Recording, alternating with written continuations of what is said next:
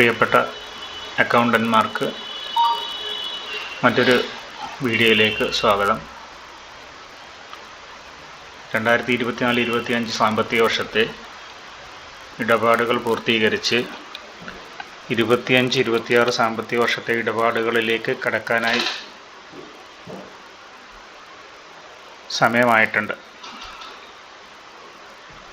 ഇതിൻ്റെ ഭാഗമായിട്ട് നിലവിൽ നമ്മൾ ഉപയോഗിച്ചുകൊണ്ടിരിക്കുന്ന 24-25 സാമ്പത്തിക വർഷത്തെ അക്കൗണ്ടുകളെല്ലാം പൂർത്തീകരിച്ച ശേഷം ഡാറ്റ സ്പ്ലിറ്റ് ചെയ്തുകൊണ്ടാണ് നമ്മൾ 25-26 വർഷത്തെ ഇടപാടുകളിലേക്ക് കടക്കുന്നത്.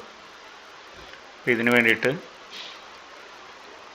ഡാറ്റ ഫൈനലൈസ് ചെയ്യുന്നതിൻ്റെ ഭാഗമായിട്ട് എല്ലാ ഇടപാടുകളും ടാലിയിലേക്ക് ചെയ്തിട്ടുണ്ടോ എന്നുള്ളത് ഉറപ്പാക്കുക. എല്ലാ ബാങ്ക് അക്കൗണ്ടുകളും ക്യാഷ് ബാലൻസ്, റെസിപ്റ്റ് എൻട്രികൾ മുതലായവ കൃത്യമാക്കിയിട്ടുണ്ടോ എന്ന് നോക്കുക. കൂടാതെ ലോണുകളുടെ പലിശ മുതൽ എന്നിവ കൃത്യമായിട്ട് സ്പ്ലിറ്റ് ചെയ്ത് തന്നെയാണോ ചെയ്തിട്ടുള്ളത് എന്നുള്ളത് ശ്രദ്ധിക്കുക. പിന്നീട് നോക്കേണ്ടത് നമ്മുടെ ഇൻകം ആൻഡ് എക്സ്പെൻഡിച്ചറും ബാലൻസ് ഷീറ്റിലും വരുന്ന ഐറ്റംസ് കൃത്യമായ സ്ഥലങ്ങളിൽ തന്നെയാണോ പ്രതിഫലിക്കുന്നത് എന്നുള്ളത് നോക്കാം. ഇത്തരത്തിലുള്ള കാര്യങ്ങളെല്ലാം ശ്രദ്ധിച്ചതിന് ശേഷം മാത്രമേ ഡാറ്റ സ്പ്ലിറ്റ് ചെയ്യാൻ പാടുള്ളൂ. ഉദാഹരണത്തിന് ഞാൻ എൻ്റെ ഫൈനൽ അക്കൗണ്ടിൻ്റെ റിപ്പോർട്ടാണ് ഓപ്പൺ ചെയ്യുന്നത്. ഇവിടെ ട്രയൽ ബാലൻസ് എടുത്ത് നോക്കുക. ഇൻകം ആൻഡ് എക്സ്പെൻസ് അക്കൗണ്ട് എടുത്ത് നോക്കുക. ഇൻകം ആൻഡ് എക്സ്പെൻസ് അക്കൗണ്ട് എടുത്ത് നോക്കുമ്പോൾ നമുക്കറിയാം ഇൻകം ആൻഡ് എക്സ്പെൻസ് അക്കൗണ്ടിൽ വരേണ്ട ചില ഇനങ്ങളുണ്ട്. ഡയറക്റ്റ് ഇൻകമായിട്ടുള്ള ഐറ്റംസ് ഉണ്ട്, ഇൻഡയറക്റ്റ് ഇൻകമായിട്ടുള്ള ചില ഐറ്റംസ് ഉണ്ട്. ഇതെല്ലാം CDSലേക്കുള്ള വരവുകൾ തന്നെയാണ്. അപ്പോൾ അത് കൃത്യമായി ഇവിടെ വന്നിട്ടുണ്ടോ എന്നുള്ളത് നോക്കുക. ഇനി അനാവശ്യമായി എന്തെങ്കിലും ഐറ്റം ഇവിടെ വന്നിട്ടുണ്ടെങ്കിൽ അതിനെ മാറ്റി ബാലൻസ് ഷീറ്റിലേക്ക് ആക്കുക. ഇനി ഇൻഡയറക്റ്റ് എക്സ്പെൻസ് ആയിട്ട് വന്നിട്ടുള്ള തനത് വർഷത്തെ ചിലവുകൾ, ബാങ്ക് ചാർജുകൾ, CDSൻ്റെ ഓഡിറ്റ് ഫീസ്, CDSൻ്റെ registration renewal expenses, computer service charge, internet charge, meeting റിഫ്രഷ്മെൻറ്റുകൾ, പ്രിൻറ്റിംഗ് ആൻഡ് സ്റ്റേഷനറി, മറ്റ് ചിലവുകൾ, തനത് ഫണ്ടിൽ നിന്ന് ചിലവഴിക്കാൻ തീരുമാനമെടുത്തിട്ടുള്ള മറ്റ് ചിലവുകളെല്ലാം ഇവിടെ തന്നെ വന്നിട്ടുണ്ടോ എന്നുള്ളത് ഉറപ്പാക്കുക. ഇനി നമ്മൾ നേരെ ബാലൻസ് ഷീറ്റിലേക്കാണ് പോകുന്നത്. ബാലൻസ് ഷീറ്റ് എടുത്ത് നോക്കിക്കഴിഞ്ഞാൽ ഇതിൻ്റെ ഡീറ്റെയിൽ എടുത്താൽ ബാലൻസ് ഷീറ്റ് നമ്മളുടെ പരിശീലനത്തിൻ്റെ ഭാഗമായിട്ട് പറഞ്ഞിട്ടുള്ള കാറ്റഗറിയിൽ തന്നെ എല്ലാം വന്നിട്ടുണ്ടോ എന്നൊന്ന് നോക്കുക. ക്യാപിറ്റൽ അക്കൗണ്ട്, ലോൺ ലയബിലിറ്റീസ് എല്ലാം ഉണ്ടോ എന്നുള്ളത് നോക്കുക. എവിടെയെങ്കിലും എന്തെങ്കിലും മാറിക്കിടപ്പുണ്ടോ എന്നുള്ളത് കൂടി ശ്രദ്ധിച്ചു പോകണം. കറണ്ട് ലയബിലിറ്റീസിൽ വരുന്ന ഐറ്റംസ്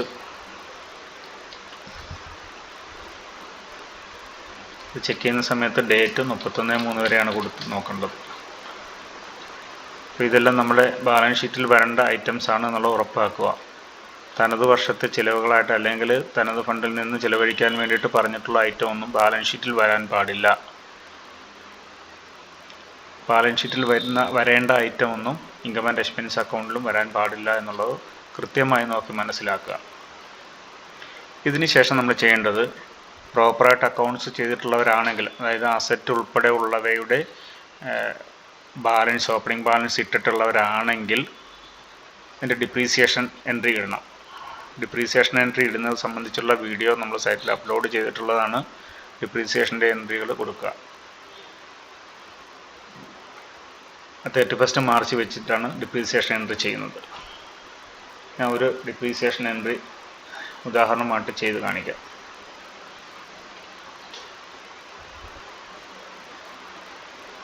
വൗച്ചർ എൻട്രി എടുക്കുക. ഡേറ്റ് 31 മാർച്ച് ആയിരിക്കും. നമ്മൾ ജേണൽ വൗച്ചർ എടുക്കുക.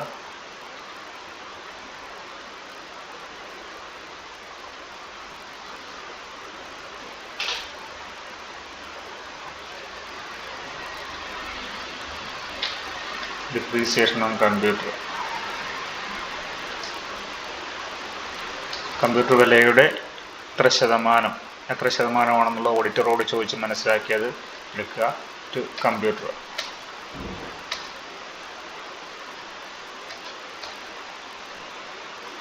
സേവ് ചെയ്യുക.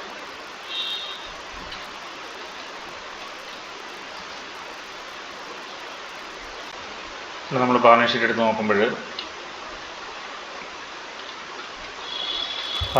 നോക്കുമ്പോൾ ഫിക്സഡ് അസറ്റിൽ കമ്പ്യൂട്ടർ എടുത്ത് നോക്കുമ്പോൾ അറിയാൻ പറ്റും 56,889 രൂപയായിരുന്നു ബാലൻസ് ഷീറ്റിൽ കമ്പ്യൂട്ടറിൻ്റെ വില. നമ്മളിപ്പോൾ ഒരു ഡിപ്രീസിയേഷൻ 5,000 രൂപ ചാർജ് ചെയ്തപ്പോൾ അത് 51,889 രൂപയായി. ഇതിന് ജേണൽ വൗച്ചറാണ് നമ്മൾ ഉപയോഗിക്കുന്നത്. ഞാൻ ചെയ്ത എൻട്രി ഒന്നുകൂടെ റിപ്പീറ്റ് ചെയ്ത് കാണിക്കാം.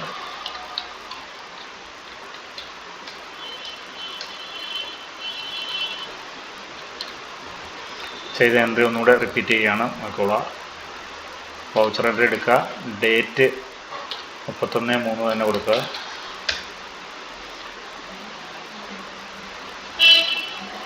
ഇവിടെ ജേണൽ സെലക്ട് ചെയ്യുക, ജേണൽ F7 ജേണൽ സെലക്ട് ചെയ്യുക. മുകളിൽ ഡിപ്രീസിയേഷൻ ഓൺ ഏത് ഐറ്റത്തിനാണോ ഡിപ്രീസിയേഷൻ ക്രിയേറ്റ് ചെയ്യുന്നത് ആ ഐറ്റത്തിന് ഡിപ്രീസിയേഷന് വേണ്ടിയിട്ട് ഒരു ലെഡ്ജർ ക്രിയേറ്റ് ചെയ്യണം.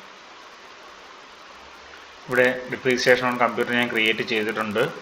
ഡിപ്രീസിയേഷൻ ഓൺ കമ്പ്യൂട്ടർ കൊടുക്കുക. 56,000 ചില്ലറ രൂപയാണ് കമ്പ്യൂട്ടർ വില. ഞാനൊരു 5,600 രൂപ 10% കണക്കാക്കി കൊടുക്കുന്നത്. ആക്ച്വൽ ഡിപ്രീസിയേഷൻ ഓഡിറ്ററോട് ചോദിച്ച് തന്നെ ചെയ്യുക. To computer, depreciation computer to computer, ഇതാണ് എൻട്രി വരുന്നത്. ഡിപ്രീസിയേഷൻ ചാർജിൻ്റെ എല്ലാ ഐറ്റവും ഇങ്ങനെ തന്നെ ആയിരിക്കും. അപ്പോൾ കമ്പ്യൂട്ടറിനാണെങ്കിൽ ഡിപ്രീസിയേഷൻ കമ്പ്യൂട്ടർ കൊടുക്കുക, അല്ലെങ്കിൽ കോമൺ ആയിട്ട് ഡിപ്രീസിയേഷൻ കൊടുത്തുകൊണ്ട് അത് കമ്പ്യൂട്ടറിനും ഫർണിച്ചറിനും ഒക്കെ വേണമെങ്കിലും നമുക്ക് ഡിപ്രീസിയേഷൻ കൊടുക്കാൻ പറ്റും. അപ്പോൾ സേവ് ചെയ്യുക. ഒരെണ്ണം ചെയ്തിട്ട് ബാലൻസ് ഷീറ്റ് ഒന്ന് എടുത്ത് നോക്കുക. കമ്പ്യൂട്ടർ ഓപ്പൺ ചെയ്തിട്ട് കുറഞ്ഞിട്ടുണ്ട്. ഓക്കെ, ഇങ്ങനെ എല്ലാ ഇനത്തിനും ഡിപ്രീസിയേഷൻ പ്രോപ്പറായിട്ട് കൊടുത്തിട്ടുണ്ട് എന്നുള്ളത് ഉറപ്പാക്കുക. രണ്ടാമത്തെ കാര്യമെന്ന് വെച്ച് കഴിഞ്ഞാൽ നമ്മുടെ ഇവിടെ excess of income over expenditure, അതായത് ഇൻകം ആൻഡ് എക്സ്പെൻഡിച്ചർ അക്കൗണ്ടിൻ്റെ ബാലൻസ് ആണ് excess of income over expenditure എന്ന് പറയുന്നത്. ഇത് 95,087 രൂപയാണ് കാണിക്കുന്നത്. ഈ എമൗണ്ടിനെ നമ്മൾക്ക് ക്യാപിറ്റൽ ഫണ്ടിലേക്ക് ആഡ് ചെയ്യണം. അതിന് വേണ്ടിയിട്ട് വീണ്ടും ഒരു ജേണൽ എൻട്രി കൂടി ചെയ്യണം. വൗച്ചർ എൻട്രി എടുക്കുക, ജേണൽ സെലക്ട് ചെയ്യുക. ഇവിടെ മുകളിൽ കൊടുക്കേണ്ടത് ക്യാപിറ്റൽ ഫണ്ട് ഓൺ ഫണ്ട് നിലവിലുള്ള ബാലൻസ് കാണിക്കുന്നുണ്ട്. ഇതിനോടൊപ്പം നമ്മൾ 95,087 രൂപ to profit and loss account.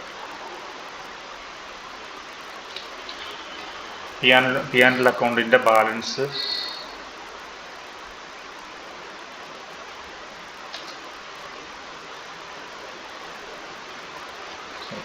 Amount ഒന്നുകൂടെ വെരിഫൈ ചെയ്യേണ്ടതായിട്ടുണ്ട്. Balance sheet 95,087.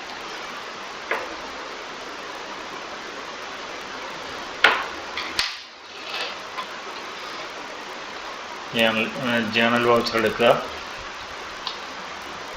Profit and loss account എത്താർ to 95,087 to capital fund own fund.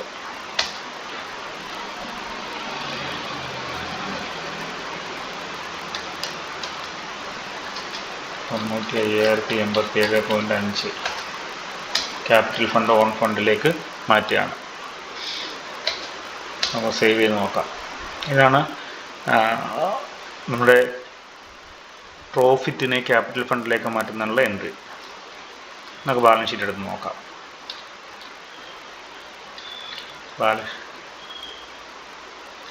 Balance ഷീറ്റിൻ്റെ last excess of income or expenditure ഉണ്ടായിരുന്നത് 95,087 രൂപയാണ്. അതിന് നമ്മൾ എന്ത് ചെയ്തു? ട്രാൻസ്ഫർ ചെയ്ത് ക്യാപിറ്റൽ അക്കൗണ്ടിലേക്ക് കൊണ്ടുവന്നു. മുകളിൽ ക്യാപിറ്റൽ അക്കൗണ്ട് നോക്കുമ്പോൾ നമുക്കറിയാൻ പറ്റും.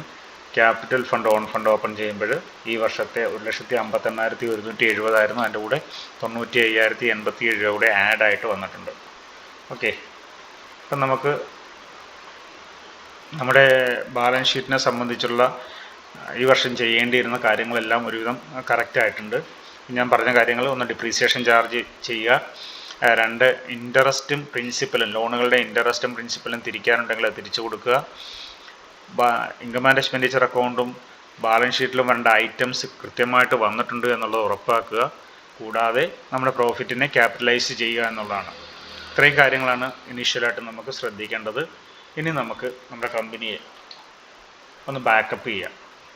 ബാക്കപ്പ് ചെയ്യുന്നതിന് വേണ്ടി ഡാറ്റ സെലക്ട് ചെയ്യുക, ബാക്കപ്പ് സെലക്ട് ചെയ്യുക, ബാക്കപ്പ് എൻ്റർ ചെയ്യുക. എൻ്റർ ചെയ്യുമ്പോൾ ചോദിക്കും ഏത് CDS ആണ്. ലെഫ്റ്റ് സൈഡിലൊരു കോളം ഉണ്ട്, റൈറ്റ് സൈഡിലൊരു ലിസ്റ്റ് ഉണ്ട്. ഏത് CDS ആണ് സെലക്ട് ചെയ്യേണ്ടതെന്നുള്ളത് ഞാനിവിടെ എൻ്റെ CDS സെലക്ട് ചെയ്യുകയാണ്. മുകളിൽ ഒരു CDSൻ്റെ ഡാറ്റ മാത്രമേ ഉള്ളൂ, അതുകൊണ്ട് എൻ്റെ ലിസ്റ്റ് കൊടുക്കുക, പിന്നെ ബാക്കപ്പ് ചെയ്യുക. അത് ഓവർ റൈറ്റ് ചെയ്യട്ടെ എന്നുള്ളതാണ് കാര്യം. നമ്മൾ ഡെയിലി ബാക്കപ്പ് എടുക്കുന്നതാണ്. അവിടെ ബാക്കപ്പ് ഓവർ റൈറ്റ് ചെയ്യാൻ വേണ്ടിയിട്ട് എന്ത് ചെയ്യുക, യെസ് കൊടുക്കുക. ഇത്രയും കഴിഞ്ഞാൽ നമ്മുടെ ഈ വർഷത്തെ ടാലിയുടെ പ്രവർത്തനങ്ങൾ ഏതാണ്ട് പൂർത്തീകരിച്ച് കഴിഞ്ഞിരിക്കും. അപ്പോൾ പ്രത്യേകിച്ച് ബാലൻസ് ഷീറ്റ് എടുത്ത് നോക്കിയാൽ പ്രത്യേകിച്ച് എറർ ഒന്നും ഇല്ല എന്നുള്ളത് കൊണ്ട് തന്നെ, നമുക്ക് ഒരു ഡിഫറൻസോ കാര്യങ്ങളോ ഒന്നും ഇല്ല എന്നുള്ളത് കൊണ്ട് തന്നെ നമ്മുടെ ഫൈനൽ ബാലൻസ് ഷീറ്റ് ഇതാണെന്നുള്ളത് മനസ്സിലാക്കാൻ കഴിയും.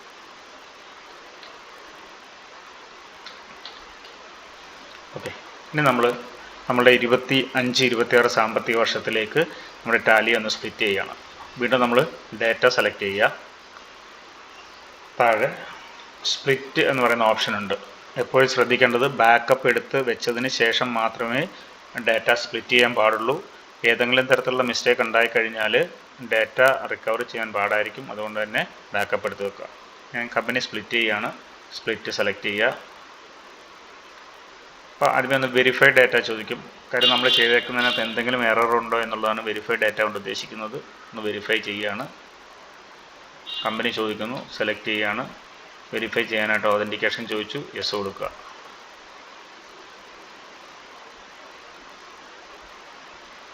ഇവിടെ cost centre does not match cost category എന്ന് പറഞ്ഞിട്ട് കുറച്ച് വന്നിട്ടുണ്ട്.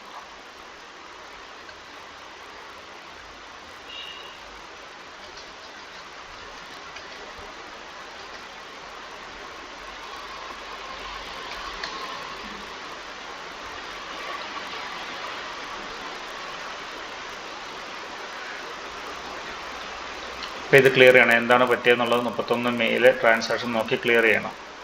ഇവിടെ cash creditor Jeevan Deepa insurance ആയിരുന്നു 174 രൂപ. വാർഡ് 12 തുപ്പാശ്ശേരിലെന്ന.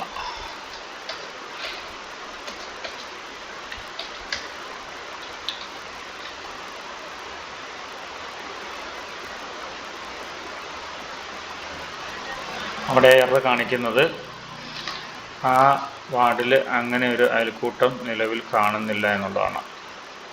തന്നെ ക്ലിയർ ചെയ്യണം. ഓൾട്ടർ കോസ്റ്റ് സെൻറ്റർ,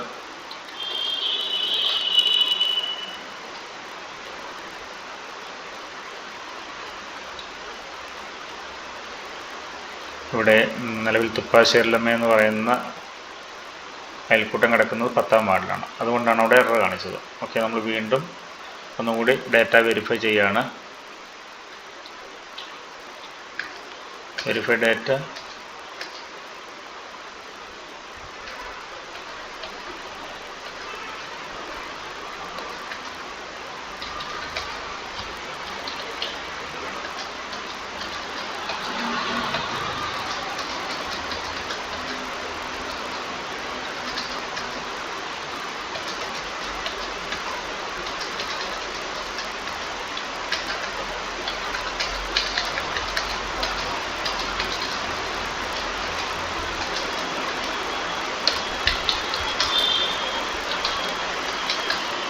നമ്മൾ ആ എറർ കണ്ട എൻട്രികളെല്ലാം ഒന്നുകൂടെ കറക്റ്റ് ചെയ്ത് കൊടുക്കുക. ഒരു കാരണവശാലും അനാവശ്യമായ എമൗണ്ട് അടിക്കാനൊന്നും പോകരുത്. അതിൽ നിന്നുകൊണ്ട് തന്നെ കറക്റ്റ് ചെയ്താൽ മതിയാവും.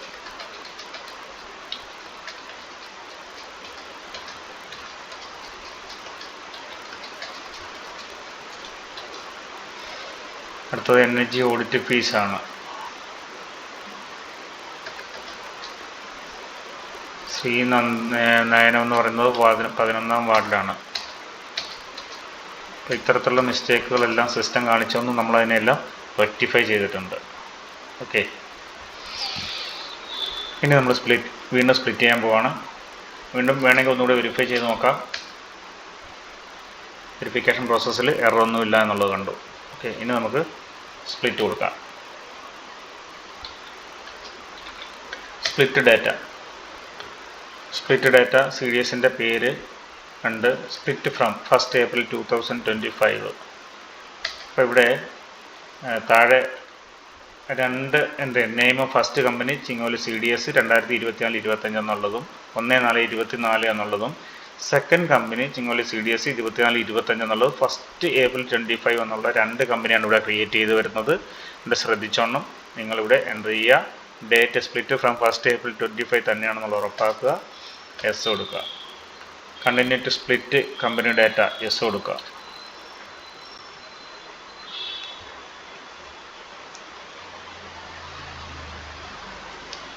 നമ്മുടെ കമ്പനി സ്പ്ലിറ്റ് ആയിക്കൊണ്ടിരിക്കുകയാണ്. ഓക്കെ, എസ്കേപ്പ് അടിച്ചപ്പോൾ നമുക്ക് ഇങ്ങനെ വന്നു. ഫസ്റ്റ് നമ്മൾ ഉപയോഗിച്ചുകൊണ്ടിരുന്ന CDS-ഉം രണ്ടാമത് ആ ഉപയോഗിച്ചുകൊണ്ടിരുന്ന CDS-ൻ്റെ 24-25, അതായത് 1/4/24 മുതലുള്ള ഒരു കോപ്പിയും, അടുത്ത വർഷത്തേക്കുള്ള 1/4/25 മുതലുള്ള 25 മുതൽ തുടങ്ങുന്ന മറ്റൊരു കമ്പനിയുണ്ട്. ഇതിൽ നമുക്ക് ഒരു കമ്പനി ഡിലീറ്റ് ചെയ്ത് കളയണം. നമുക്ക് ആവശ്യമുള്ളത് പഴയ കമ്പനി 24-25 ഇവിടെ നിലവിലുണ്ട്.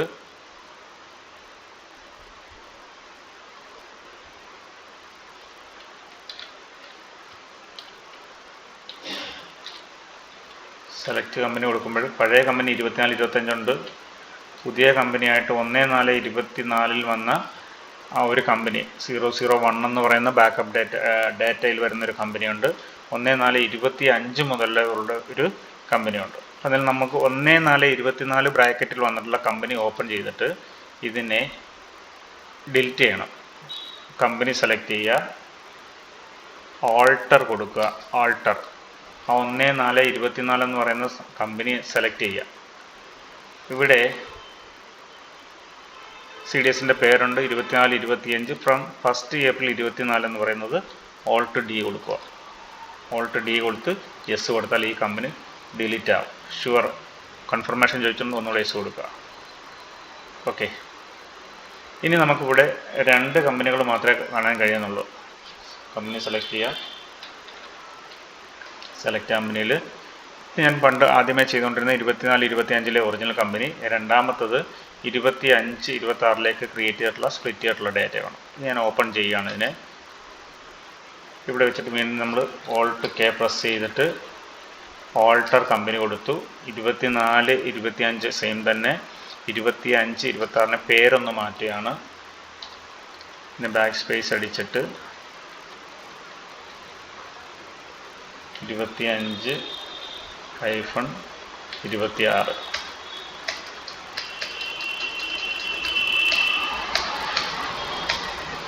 ഓക്കെ, ഇപ്പോൾ നമുക്ക് ബാലൻസ് ഉള്ള കമ്പനികളുടെ ലിസ്റ്റ് വന്നിട്ടുണ്ട്. 24-25-26. ഇനി ഞാൻ പുതിയ കമ്പനി 25-26 ഒന്ന് സെലക്ട് ചെയ്യുകയാണ്. Alt select company 25-26. 25-26 ഇവിടെ ഓപ്പൺ ചെയ്യുന്ന സമയത്ത് മുകളിൽ കാണിക്കുന്നുണ്ട് നോ വൗച്ചേഴ്സ് എൻട്രീഡ് എന്ന് പറഞ്ഞിട്ട്. നോ വൗച്ചേഴ്സ് എൻട്രീഡ് എന്ന് പറഞ്ഞിട്ട് കാണിക്കുന്നുണ്ട്. ഇതിൻ്റെ ബാലൻസ് ഷീറ്റ് ഒന്ന് എടുത്ത് നോക്കാം. ആദ്യമേ തന്നെ ബാലൻസ് ഷീറ്റ് എടുക്കുക, ഓൾട്ട് F1 അടിക്കുക. ഇവിടെ നമ്മളുടെ പഴയ കമ്പനിയിലെ ക്ലോസിംഗ് ബാലൻസ് ഷീറ്റ്, ഇവിടെ ഡേറ്റ് നോക്കണം 1/4/25. പഴയ കമ്പനിയുടെ ക്ലോസിംഗ് ബാലൻസ് ഷീറ്റ് അതേപോലെ തന്നെ ഇതിൻ്റെ ഓപ്പണിംഗ് ബാലൻസ് ഷീറ്റായിട്ട് ഇവിടെ വന്നിട്ടുണ്ടാവും. അതായത് നമ്മൾ പുതിയ ലെഡ്ജർ ക്രിയേറ്റ് ചെയ്യാനോ പുതിയ ബാലൻസ് ഷീറ്റ് ചെയ്യാനോ ഒന്നിനും പോകേണ്ട കാര്യമില്ല. കൂടാതെ നമുക്ക് നോക്കാം അതിനകത്ത് കോസ്റ്റ് സെൻറ്ററും കോസ്റ്റ് കാറ്റഗറിയൊക്കെ ഉണ്ടോ എന്നുള്ളത്. നമ്മൾ ക്രിയേറ്റ് ചെയ്തിട്ടുള്ള എല്ലാ കോസ്റ്റ് സെൻറ്ററും കോസ്റ്റ് കാറ്റഗറിയും ശരിയാണെങ്കിൽ ശരിയായ രീതിയിലും തെറ്റാണെങ്കിൽ തെറ്റായ രീതിയിലും എല്ലാം അത് സെയിം ആയിട്ട് ഇവിടെ വന്നിട്ടുണ്ട്. ഇനി നമുക്ക് ഇവിടുന്ന് ഡേറ്റ് മാറ്റിക്കൊണ്ട് എന്ത് ചെയ്യാൻ പറ്റും, വൗച്ചർ എൻട്രി ചെയ്യാൻ പറ്റും. ഇതിൽ നമ്മൾ ഓപ്പൺ ചെയ്തിരിക്കുന്നതുകൊണ്ടാണ് ഓൾട്ട് F2.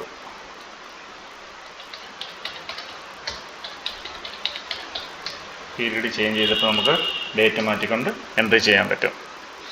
ഇങ്ങനെയാണ് ഒരു സാമ്പത്തിക വർഷത്തിൻ്റെ അവസാനത്തിൽ കമ്പനി ക്ലോസ് ചെയ്യുന്നതും അതുപോലെ തന്നെ അടുത്ത കമ്പനി ഡാറ്റ സ്പ്ലിറ്റ് ചെയ്തുകൊണ്ട് അടുത്ത കമ്പനി ഓപ്പൺ ചെയ്യുന്നു. ഇതിൽ നിങ്ങൾക്ക് സിമ്പിളായിട്ട് തന്നെ കഴിഞ്ഞ ദിവസം വരെ, അതായത് മാർച്ച് 31 വരെ എങ്ങനെയാണോ എൻട്രി ഇട്ടത് അതുപോലെ തന്നെ തൊട്ടടുത്ത ദിവസവും ഒരു മാറ്റവും ഒരു എൻട്രിയും ഒരു ലെഡ്ജറോ ഒരു കാറ്റഗറിയോ ഒന്നും ക്രിയേറ്റ് ചെയ്യാതെ തന്നെ ഇത് മുന്നോട്ട് ചെയ്തു പോകാൻ പറ്റും. നമ്മൾ ആദ്യ സമയത്ത് ടാലി സെറ്റ് ചെയ്യാനത്തെ ഒരു എഫേർട്ടും ഇവിടെ ആവശ്യമില്ല. വളരെ സിമ്പിളായിട്ട് തന്നെ നമുക്കിത് ചെയ്തു പോകാമെന്നുള്ളതാണ് ഇതിൻ്റെ പ്രത്യേകത. പ്രിയ കൂട്ടുകാർക്ക് ഇതെല്ലാം മനസ്സിലായി കാണും എന്നുള്ളത് വിശ്വസിക്കുന്നു. എവിടെയെങ്കിലും ആർക്കെങ്കിലും എന്തെങ്കിലും മനസ്സിലാകാതെ ഉണ്ടെങ്കിൽ വാട്സപ്പിലൂടെ ബന്ധപ്പെടാം. എൻ്റെ വാട്സപ്പ് നമ്പർ ഇവിടെ ഒരു സ്ക്രീനിൽ നിങ്ങൾ കണ്ടിട്ടുണ്ടാവും. കമ്പനി ഓർഡർ കൊടുത്ത സമയത്ത് ആ സ്ക്രീനിൽ എൻ്റെ ഫോൺ നമ്പറുണ്ട്. വാട്സപ്പിലൂടെ മാത്രം ബന്ധപ്പെടാൻ ശ്രമിക്കുക. എന്തെങ്കിലും ഡൗട്ടുകളുണ്ടെങ്കിൽ ചോദിച്ചാൽ മതി, മറുപടി പറഞ്ഞുതരാം. ഞാൻ ഇതുവരെ ഇങ്ങനൊരു മറുപടി പറയുന്ന രീതിയിലേക്ക് പോയിട്ടില്ല. പല സുഹൃത്തുക്കളും നമ്മുടെ യൂട്യൂബിലൂടെ പല കാര്യങ്ങൾ ആവശ്യപ്പെടുന്നുണ്ട്. പക്ഷേ ആവശ്യപ്പെടുന്ന കാര്യങ്ങൾ ഞാൻ കുറേ നാൾ കഴിഞ്ഞിട്ടായിരിക്കും കാണുന്നത്. അപ്പോഴത്തേക്ക് ഒത്തിരി കാലതാമസം വരുന്നതുകൊണ്ടാണ് ഞാനിപ്പോൾ പറഞ്ഞത് വാട്സപ്പിലൂടെ ബന്ധപ്പെട്ടാൽ പെട്ടെന്ന് തന്നെ മറുപടി പറയാൻ പറ്റുമെന്നുള്ളത്. എൻ്റെ അടുത്ത വീഡിയോ ടാലിയും CLF പ്രൊഫൈൽ എൻട്രി എന്നുള്ളതാണ്. അത് അടുത്ത ദിവസം തന്നെ അപ്ലോഡ് ചെയ്യുന്നതായിരിക്കും. ടാലി ഉപയോഗിച്ച് CLFൻ്റെ പ്രൊഫൈൽ എൻട്രി എങ്ങനെ ഈസി ആയിട്ട് ചെയ്യാമെന്നുള്ളതിനെ കുറിച്ചിട്ടാണ്. നമുക്ക് കാത്തിരുന്ന് കാണാം. Okay, thank you.